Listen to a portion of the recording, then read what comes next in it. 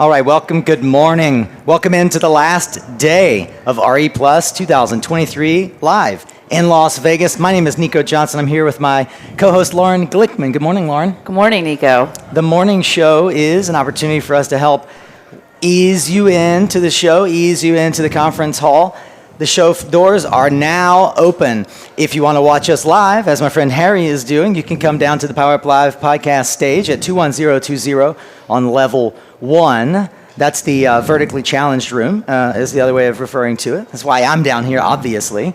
I hope that you guys have had a fantastic, a spectacular show. I want to thank Meyer Burger, our morning show sponsor. They've been with us all 3 days. Meyer Burger is the manufacturer behind the solar panel technology that many of you are putting on the rooftops around the world. With a global track record of gigawatt scale production, they are coming to the United States in 2024 with manufacturing for modules and cells.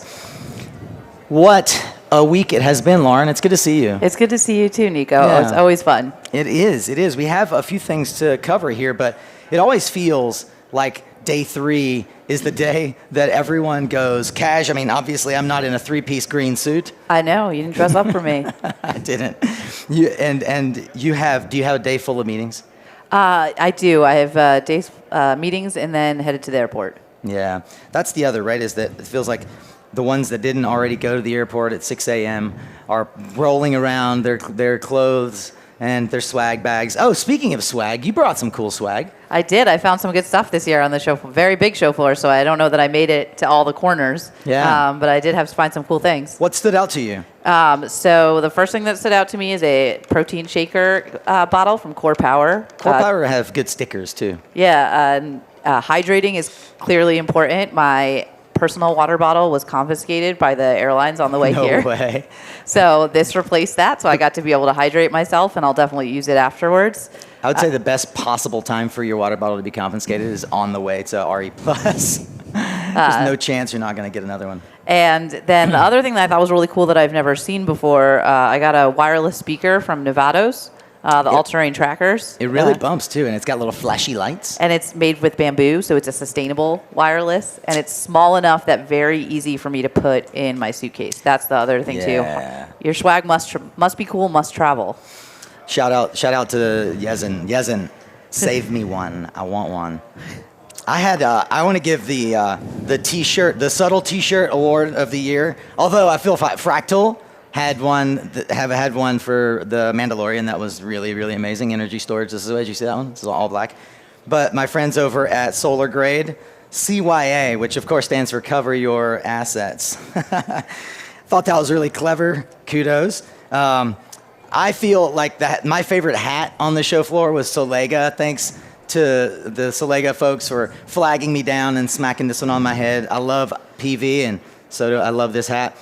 Lisa Ann, in memory of Lisa Ann not being here this morning, I'm going to flash the Technica Communications baggie because I will be putting all kinds of tech in that. She also has the sock award. I usually get swag socks, and these are hot. I will be wearing these, Lisa Ann, thank you. But she had the clear lead on the socks until Ryan Mayfield came down. He has socks with his freaking face on it, okay? No, his team did not tell him that they were making socks with his face on it. But he walked around and handed them out. I got to give the guy props. And honestly, the thing that I've gotten the most use out of is this Radiant Generation mirror mug. I'm always impressed at how much money people spend on swag because this thing is like $40 retail. Well, so speaking of socks, I'm going to plant the seed for a future sock idea that someone's going to lunge on this, which is that we now have solar grazing happening all across the industry. Really awesome. Yes. And so I'm ready for these sheep to be shorn and that wool to make socks. Putting it out there. I'm just going to plant that seed. Yeah. Somebody's going to make solar grazed sheep socks. Solar wool wool socks. There solar we go. Wool, yeah. Coffee station of the day for me yesterday because as you could probably tell, I nearly lost my voice, but Fluence saved me. Thank you, Fluence, for all the hot water, hot chocolate, and amazing lattes. And if next year you think you've got a good coffee station and you want us to send folks your way, not that you do, as we did Fluence and Nextracker, please let us know. And of course, we will do a major swag roundup after the show. Just keep an eye on the SunCast podcast for that. We have a lot of stuff happening today, despite the fact that it is the third and final, yes, the final day. I know, it's sad. But happening right now, if you're out in the outside area, what do you call that? The atrium area where the SEPA booth is. There's coffee with SEPA. It's going on for the next 50 minutes. If you've not had a chance to meet the wonderful folks over at SEPA, please swing by and take a look and meet them as well. We have a lot of talks still on the show floor. Have you been by the Electric Drive or the Speaker's Corner? I have not. No. Well, I've heard that they've been nearly as full as the PowerUp Live Stage, which is telling of great content being produced over there as well. There's a couple of things that I wanted to point out. Tribal Clean Energy Technology Symposium. I don't know if you can still get tickets, but those of you that are going are in a select group of folks that are going to be really downloading a lot of knowledge. Please reach out to me if you go to that symposium, because we're trying to do a roundup on all the stuff that happens around tribal clean energy at the show. 10:30, the DOE LPO funding basics is at the Industry Trends booth. So go check that out if you have wondered how to apply to the DOE. And Startup Showcase over at Innovation Stage. Well, Lauren, we've got a handful of guests today. I think we should kick it off with our friend Megan Nutting. Megan, you want to head up to the stage? Megan is an OG in the industry, of course. We've had Megan on the SunCast podcast, but she also is a good friend to the industry in many, many other ways, and head of policy for Sonova. How you doing? Good to be here. Yeah. Can you turn the mic just a little? Yeah, just twist it towards your mouth. There you go. Like Perfect. that? That's perfect. Okay. Yes. I know that you know how to project. This is weird. I'm better. I know. Better yelling. Yeah? Yeah. How do you feel comfortable behind the stage now? No, Or yeah. behind I can do this. Yeah. Lauren said that from down there it looked awkward for people to be standing, but when you're standing up here, it's a circular desk. It doesn't feel awkward. Does it look awkward to you guys? Good. I think you look great. You don't look awkward at all. Feels like a newsroom once you're up here. Yeah, it does. That's right. It looked like you guys were sitting when I was down there. Well, it kind of always looks like I'm sitting. Well, Megan, I always love to share the stage with you. There's no one I'd rather be chatting with. We're here today for a little bit of a bittersweet moment. We're here to celebrate a friend and colleague and industry dynamo that unfortunately has left us far, far too soon, our very dear friend Casey Peters. And so I'll get to the end of it quickly, but before I get there, can you tell us just a little bit about Casey and what she's brought to the industry and all of our lives? Yeah, happy to. Casey Peters, for those of you that never met her, she was a tiny little dynamo. She, my favorite hairstyle of her, she had one side of her head shaved and one side not. I met her originally when she wanted to help support women in the solar industry. It was back in 2010, 2011, really early on.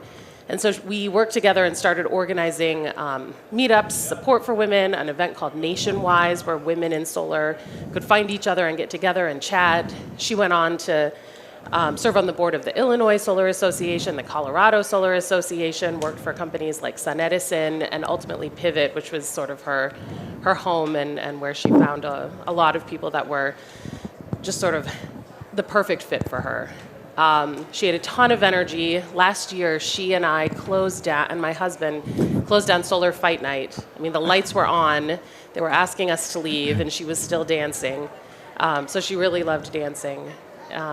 She ended up getting diagnosed with cancer about 4 years ago and fought really bravely. She had 2 pink wigs that she would wear because one wasn't enough when she lost her hair. And unfortunately, we lost her about 2 weeks ago yesterday. And I was fortunate enough to work with Casey through RISE and their leadership forum and planning the event and helping teach people how to network, meet new people. And, coming to these events can be a little overwhelming. It's a lot of people. It's a lot more people this year. And Casey's always been my friendly face. People joked that RE Plus SPI was her Burning Man and high school reunion all rolled into one. And so the thought of being here this year without her it scared me a little bit of what would the show be like without my friendly pace, my totem to inspire me to get out there and meet new people. And so with that, I reached out to some of the organizations that she's been involved with, some of her dear friends, to create an award so that we could celebrate Casey, not just at this year's show, but at every year's show. There are some awards that I've been a part of. There's the Rudd Meyer Fellowship for Rise that celebrates Rudd Meyer, who unfortunately also passed before I had a chance to meet her. But through giving out that award, I've told Rudd's story so many times that now, almost 20 years since Rudd has left the industry, I'm still celebrating her and still thinking about her every year with the class of fellows that come.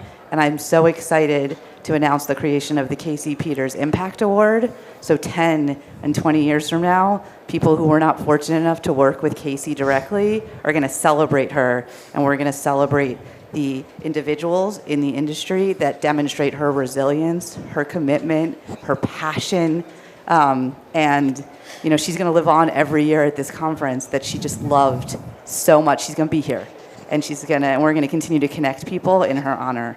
And so the award, there's going to be more information on Pivot's website about the details and the criteria. We are really excited. It's being created with the support of Pivot Energy, the Coalition for Community Solar Access, and the Colorado Solar and Storage Association, as well as all of us who just loved and were inspired and impacted by Casey's just amazing energy. So really excited to be announcing that today, and really excited next year to be giving out our first award and celebrating those individuals. Yeah.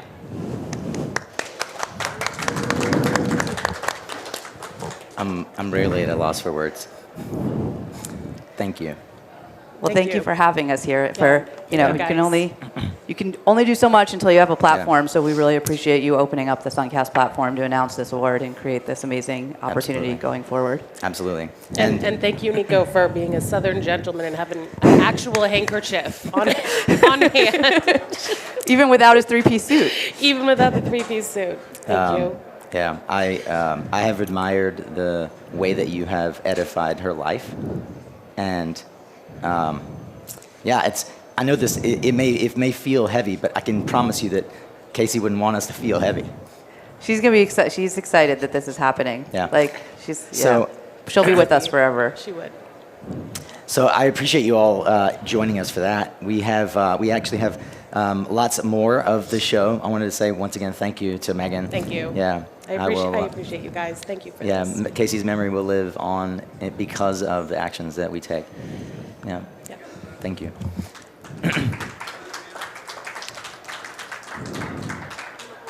That's fine. That's perfect. Yeah.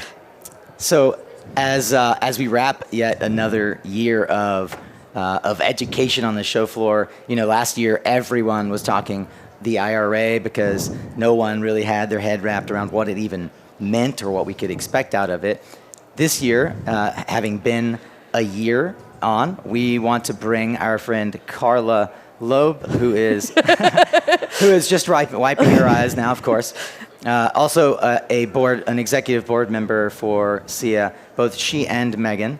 Carla is going to join us up here, but Carla is a government affairs ninja. She has been in government affairs in and around the Beltway for more than a decade, fighting the good fight for the solar industry. And as our elected, you're a general elected member, right? Elected representative of distributed generation. Right, elected representative of distributed generation. The best part. But that was voted by the general population or general membership, Yes, right? so every company member or member company of SIA identifies as one of the 6 divisions. By far, the largest division is the distributed generation division, because that includes residential solar, community solar, commercial. So we have hundreds of members that have honored me for the past 4 years and elected me twice. I actually am termed out. This is my farewell to Swan Song. This is my farewell. We are about to go through a new election cycle. I am going to run for at-large, though. Yeah. Is there a train tour? Are you going to? Christian Roseland? Yeah, definitely. And I mean, the truth is that being a part of SIA has been kind of one of the best things that's ever happened to me. Yeah. So very honored and privileged to do the work for our industry and with our industry and with amazing colleagues like Megan and Lauren and you, Nico, and just want to continue to do that work and serve. And so there's no one better to have up here to talk about the Inflation Reduction Act 1 year in.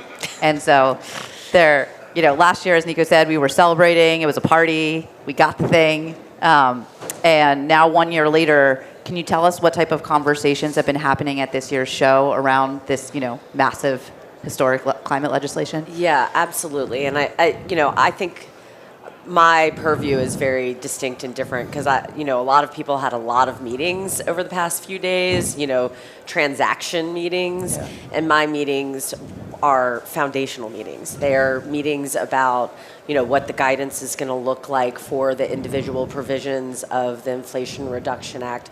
How do we work in partnership and in tandem with Treasury, Department of Energy, EPA, labor, et cetera, to actually win the win. Like, we need to make sure that there's guidance that's easy to understand, easy to execute on and implement.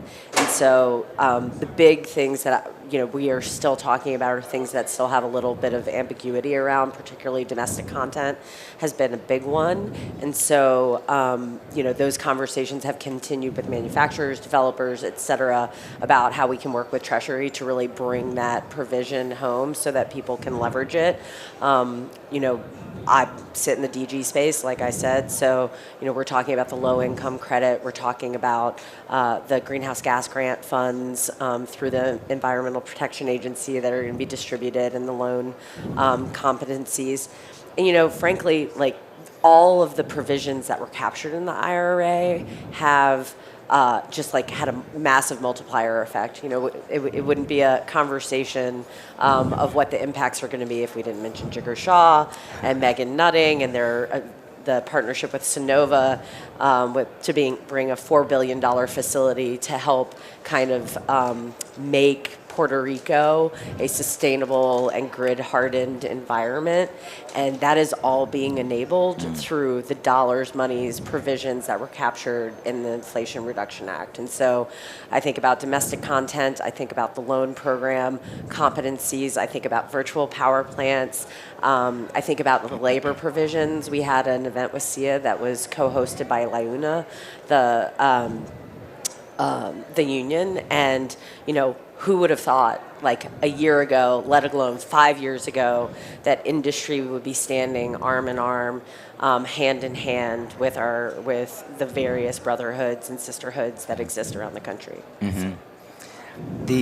One of the things that stands out this year for me, of all the things that I've seen the Department of Energy push forward as a component of the Inflation Reduction Act, is the community, and in particular low to moderate income community initiatives led by your good friend Nicole Steele. What updates would you be able to share on the progress of that? I know that you all have had several meetings in the last week. Yeah, I mean, I just got to say, like, DEI and the provisions that were captured in the Inflation Reduction Act are going to be absolutely transformational for folks that have been left behind. As a native Louisianian, recovering Texan, and Washingtonian on the east side of town, like, I know firsthand, like, I've seen every day of my life people left behind, and the monies that are going to be injected into our communities, our lower income communities, disadvantaged communities, frontline communities, and our rural communities is just wild. The low income credit itself, guidance came out late August. We are waiting for them to announce when the application for the 1.8 gigawatt annual allocation is available. But people are excited. I mean, we've been waiting for a year to kind of get the guidance to actually be able to leverage those resources and support the folks that have been left behind. Yeah. And so that's really exciting. Greenhouse Gas Grant Fund also made their announcements that they had $38 billion worth of letters of intent for only $7 billion of resources. Amazing. I mean, and they're only going to do 60 grants. So it's like, they had to like recalibrate everything. Applications from the states, munis, and groups were were supposed to be due at the end of September. That's now been extended to October 12th. And so I'm really excited about the work that I'm going to get to do with city, states, and the agencies to help get these dollars into the people that need it. And so just one final question, because I wouldn't be an advocate if I didn't ask this. So the show ends, people go home. What do we need everyone who's attending RE Plus this year to go back and do within their companies to ensure the success of the Inflation Reduction Act? I think we really need to drive home that like we passed some legislation, granted the most transformational climate and energy package in the history of the world, but like we haven't won the win. We need to win the win, and the way that we do that is making sure every single employee of every single company understands that it is going to be under threat, and it's going to be under threat for a not insignificant period of time. It has become a political bargaining chip, and we are going to see that play out, in Congress, this month and the months ahead. So making sure all of your employees, all of your partners, we only have 1,200 members of SEIA of the more than 10,000 companies that are just in the kind of solar ecosystem. We need more members. Yeah. We need more support. We need more engagement.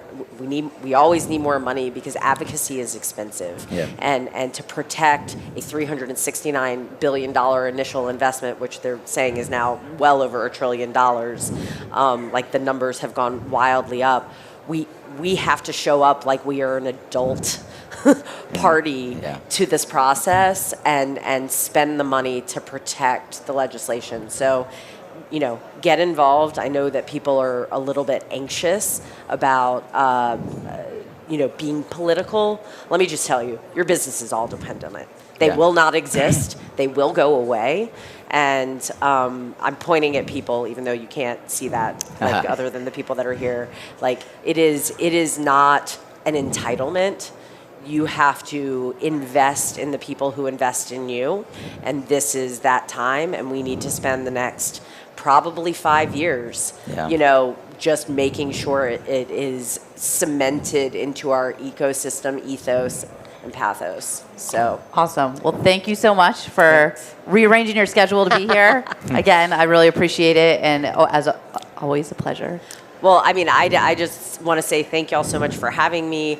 I had no idea Megan was going to be here this morning. She is also one of my dear, dear friends. And being here for the Casey announcement is just awesome. So, awesome job. Yeah. Thank you. Thanks.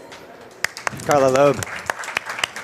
Carla, thank you, and Megan, and all those who stand in the gap for us at SEIA, who help make decisions at the highest levels and actually help expand policies that are working to other places that need them. Next, we want to take a look through the lens of a major developer, EPC. We're going to bring up Bart Galinzi, the Senior Vice President, Business Development, Strategy, and Markets for RES. Bart, good to see you. Good morning. Well, I'll wait for you to get your headset on to reply. How many here are familiar with the name RES? Yeah. Anybody? I think anybody who's been in development at all would recognize RES. If you could pull your mic a little close to your mouth. No, just there you go. There, just wing it in. There you go. Yeah, perfect. That's perfect. Right on. Good to see you, Bart. Apologies for overdressing. But, you didn't get the memo that it's Thursday. Casual Thursday. That's right. Well, let's smash this all-time listener record here. There you go. Well, Bart, it's okay because I'm sure at AWEA everyone just dressed in suits all 3 days. Which I bring up because most folks probably still recognize or think of RES as a big wind developer, right? That's definitely the legacy that exists in a lot of people's minds. At the end of the day, we're a collection of very passionate, intelligent individuals who have a pretty singular mission to bring, clean energy to everybody and affordable clean energy. So that manifests in a development business. We have a massive EPC element to our company, a very large self-perform EPC. Yeah. That's segmented across renewables and T&D and a lot of battery storage, of course. And then the services side of the business is a real game changer for us, right? That's again, people aren't probably going to associate RES with asset management and O&M, but we're certainly a differentiated solutions provider in that respect. Yeah. I mean, you guys, how many people on the RES team? Globally, I would say there's over 2,000 employees. Wow. And some may have noticed or read in recent weeks our acquisition of the services side of the Inga team business. And that's global. That's global. That's remarkable. That adds for us another 9 markets, so 23 Yeah. countries operating in, 35 gigawatts under operation, and it brings that employee count up over 4,000. Yeah. So it's That must put the services team up in the top 5 globally. I mean, those of us who understand how big the Inga team service department is, just in Mexico alone, that's it absolutely it's a does. massive. Yeah, it probably propels us to the top of that. And again, it's, I'm a business development, focus. Yeah. For me, at the end of the day, it has to translate into what solution does that provide for a customer? What itch does that scratch? Yeah. And, so we're proud of what that adds to our capability, to offer that diversified solution for people. And so for a company of your size coming to a show like this, what were some big things that you sent your team out to, to learn about, to, challenges that you maybe wanted to take on? What were you hoping for to learn this week at the show? Yeah, I think it was really to get confirmation of, again, our business, how we design our business is ultimately rooted in how well we understand the client problem, right? The challenges our clients are facing. That's what drives the design of our business. So coming here, we want to make sure, do we understand the headaches that they're dealing with on a day-to-day basis? Mm-hmm. What's keeping a developer up at night? Yep. What are the owners struggling with when it comes to delivering a project?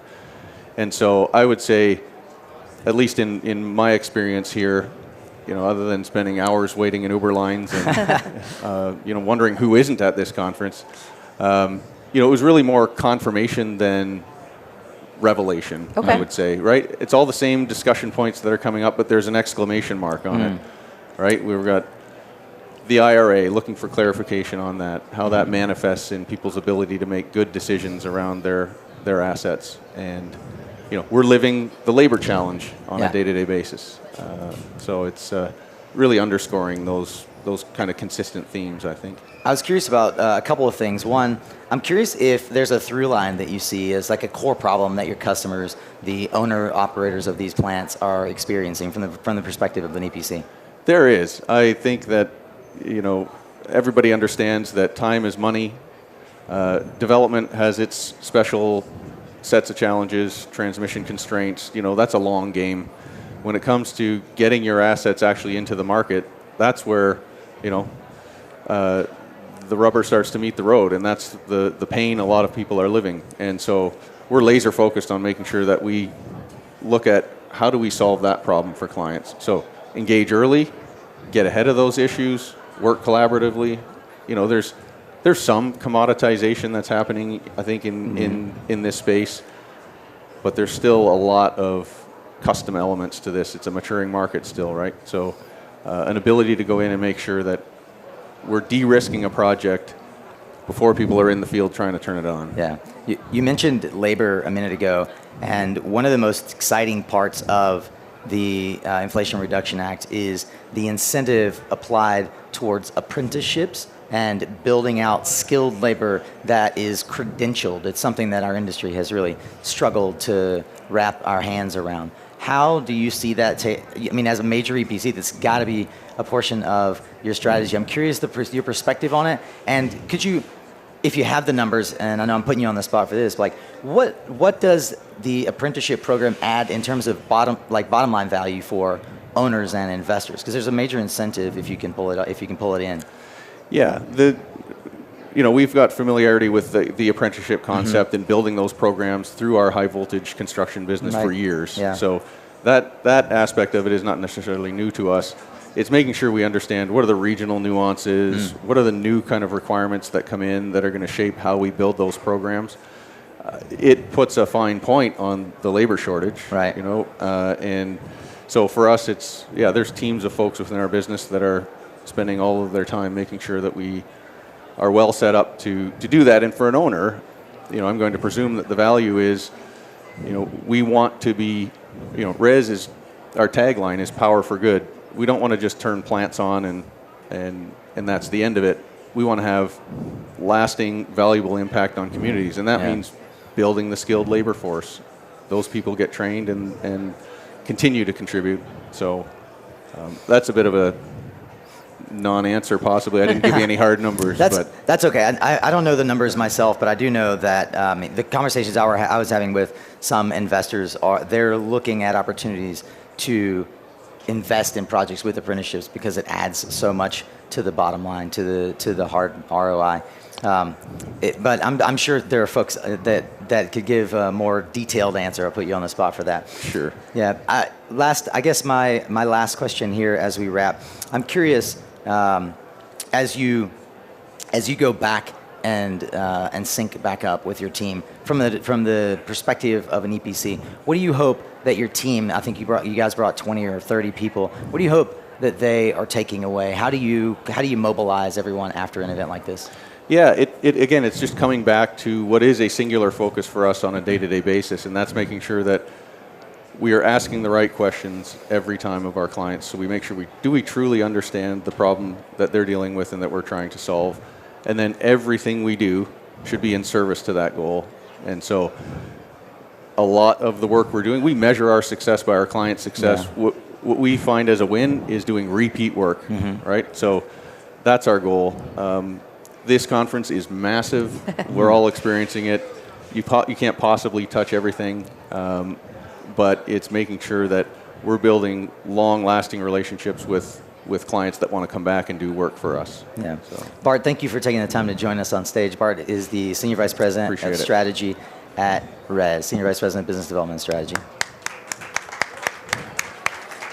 We have one more segment really quickly. We want to bring our friend Brian Patterson up to talk a bit about an event, or it's a spectacle at this point, that really adds a ton of value in every year at RE+, and that is the microgrid stage. eMerge Alliance has been managing the microgrid stage for, in creating it for the last, 9 years, Brian?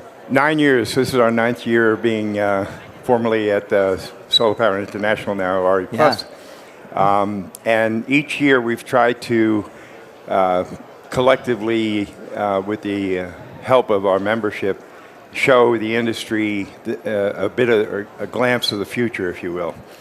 We started talking about microgrids before most people knew what that meant, you know. Yeah. And of course, the term microgrid for many people still can be very confusing. Yeah.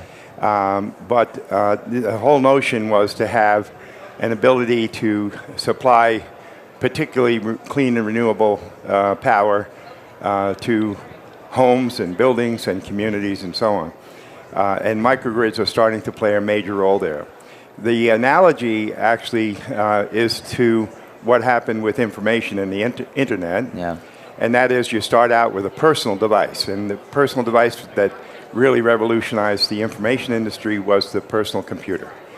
And from the personal, and if you think of a power system, maybe it's a solar battery system that's put on a home, for example, as a personal power system, like a personal computer was to information. That's the beginning.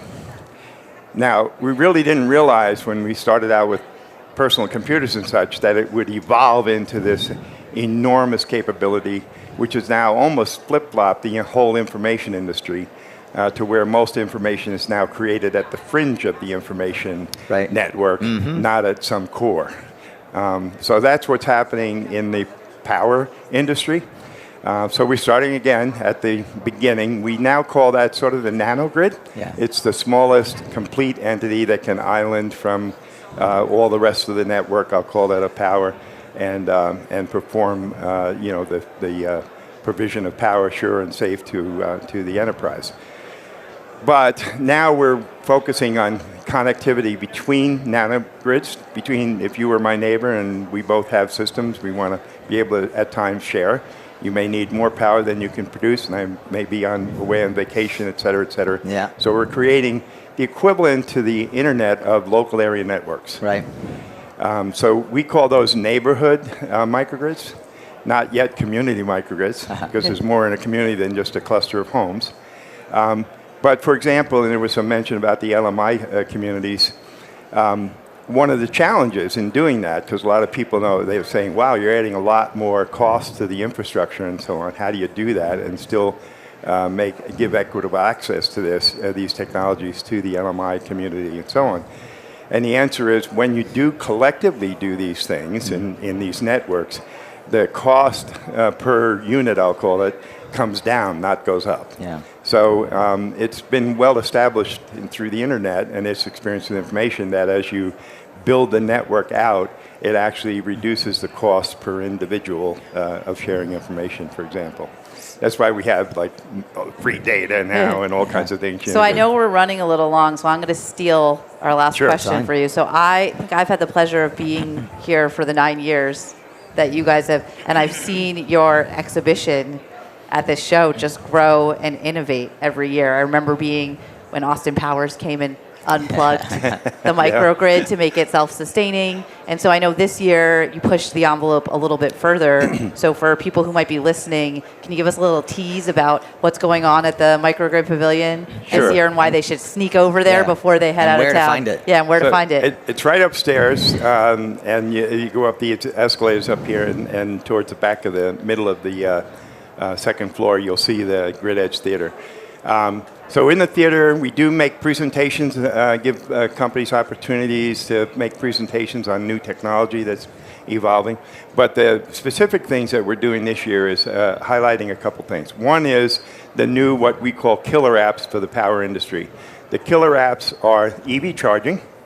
Okay, that's going to place a tremendous new demand as a new load, if you will. It's a good load in the sense that we're diminishing the fossil fuel side, but it puts a great demand on the electrical side. So that's one thing we're focusing on. We're showing people how microgrids work into that solution set. The other one is electric heat pumps and generally electric heating and ventilation systems, as opposed to, again, fossil fuel systems.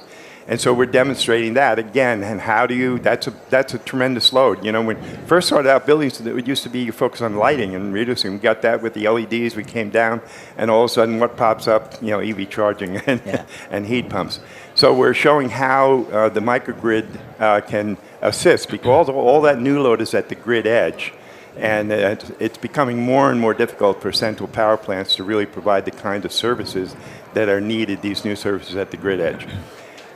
The other thing is this whole notion of connectivity between, there's an expression, it's not mine, but I'll steal it without footnote because I don't know where it started, but it's if you've seen one microgrid, you've only seen one microgrid. And it's like if you've seen a personal computer, you haven't seen the internet, okay? Yeah. That's a different way of saying it. So what we are demonstrating up there is the future of what we call the grid of grids. And the grid of grids is an integration of not only microgrid to microgrid or nanogrid to microgrid and between microgrids, but the microgrid infrastructure to the traditional grid. We can ill afford to completely dismiss the traditional grid because we need so much power, you know, and we have to clean things up and do things a little bit differently there, but we want to do that in concert or consistent with this connectivity. Well, Brian, we're going to have to bring it to a close today. Sure. I've had you on the show, and I know that you can speak at depth and length about all the wonders of microgrids. I would encourage folks to check out the nanogrid, the neighborhood grid, and the microgrid in the Grid Edge stage, how everything is, in fact, self-contained and self-powered. And where can they find out more? We're the only space, I think, in the whole show where we're actually powering. We're off-grid. We're not taking That's what I was going to power. say. So if you have not seen one microgrid, head upstairs and you can see your first one, because I heard the rumor also is, and you're being powered by hydrogen this year? We have included hydrogen this year. So that's really cool. Fantastic. So go upstairs, see your first microgrid. It doesn't necessarily mean you're now going to be an expert on microgrids, but it is a very cool and important technology. Thank you. Thank you very much. We still have a full lineup as we wrap the day today. We've got a few more folks that are going to come up and do some amazing conversations. Live podcasts from the PowerUp Live Podcast Stage, presented by KeyBank Capital Markets. I'm Nico Johnson, joined by Lauren Glickman. My wonderful co-host this morning for our morning show, which is presented by Meyer Burger. Please stick around.